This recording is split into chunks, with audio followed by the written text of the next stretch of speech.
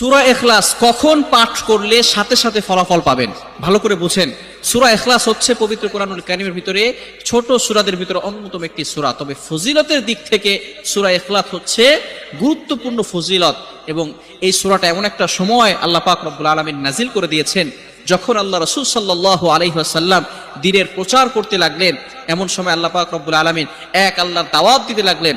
তখন কাফেররা আল্লাহ রাসূল সাল্লাল্লাহু আলাইহি সাল্লামকে কোশ্চেন করলো যে মুহাম্মদ, তুমি তো এক আল্লাহর দাওয়াত দাও, আমরা তো কোটি কোটি দেবতার পূজা করি, তারা আমাদের সমস্যার সমাধান করতে পারে না। তুমি যে আল্লাহর দাওয়াত দাও সেই আল্লাহ কয়জন এবং সেই আল্লাহর সন্তান আছে কিনা?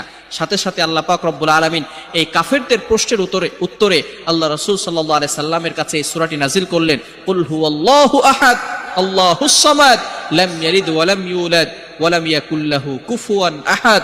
আল্লাহ পাক রব্বুল আলামিন এক, অদ্বিতীয়, এবং আল্লাহ পাক রব্বুল আলামিনের কোনো সন্তান নেই, তিনিও কারো কাছ থেকে জন্মগ্রহণ করেন নাই। আল্লাহ পাক রব্বুল আলামিন তার পরিচয় দিয়েছেন।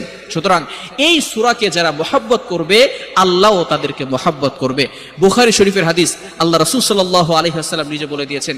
আয়েশা রাদিয়াল্লাহু তাআলা আনহা থেকে বর্ণিত বুখারী শরীফের 7375 নম্বর হাদিসের ভিতরে আসছে, এক সাহাবী শুধু সূরা ইখলাস পড়তে বেশি পছন্দ করতেন এবং নামাজে বারবার এই সূরাটা পড়তেন।